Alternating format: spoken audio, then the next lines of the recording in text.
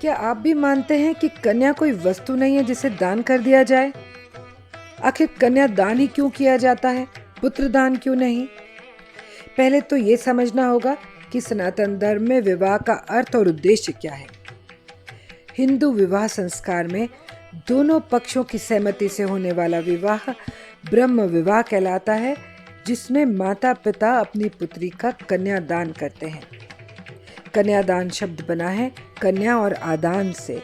आदान यानी लेना या ग्रहण करना, और विवाह शब्द बना है वी यानी विशेष और वाह यानी उत्तरदायित्व का वहन करना या निर्वाह करना। हिंदू धर्म में विवाह केवल शारीरिक या सामाजिक कॉन्ट्रैक्ट नहीं है। विवाह आजीवन समर्पण की आध्यात्मिक साधना है।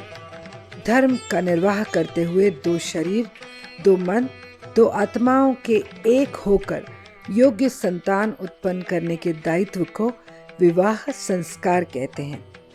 इसीलिए शास्त्रों में दाम्पत्य जीवन को गृहस्थ आश्रम कहा गया है और एक पुत्री को 10 पुत्रों के बराबर कहा गया है। कन्या अपने माता पिता को कन्यादान का सौभाग्य देकर अपना पितृ ऋण चुकाती है। इसीलिए जिनकी पुत्री नहीं होती वे किसी संबंधी की बेटी का विवाह कराने का प्रयास करते हैं ताकि उन्हें भी ये पुण्य प्राप्त हो सके। विवाह से पहले कन्या के हाथ इस प्रार्थना के साथ हल्दी से पीले किए जाते हैं कि उसमें त्याग, सेवा और परमार्थ के संस्कार जागृत हों। कन्यादान संस्कार में पिता अपनी पुत्री का हाथ वर के हाथ में सौंपते हैं और उसके पैतृक गोत्र को अग्निदेव को दान करके उसे वर के गोत्र में प्रवेश कराते हैं, और वर अग्निदेव को साक्षी मानकर कन्या का उत्तरदायित्व स्वीकार करके उसे अपना गोत्र प्रदान करते हैं।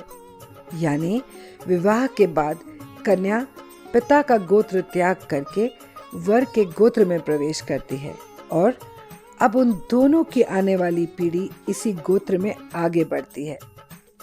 कन्यादान कन्या का नहीं, उसके गोत्र का दान है।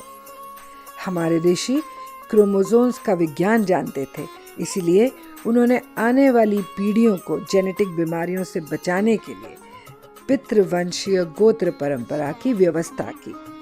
सनातन धर्म के संबंध में फैलाई गई भ्रांतियों को सत्य मानकर धार्मिक संस्कारों का त्याग मत कीजिए। सनातन संस्कारों और रीतियों को जानने के बाद ही कोई धारणा बनाइए। अन्य पंथों में विवाह स्त्री और पुरुष के बीच का एक कॉन्ट्रैक्ट मात्र है, जिसे किसी विशेष परिस्थिति में तोड़ा भी जा सकता है।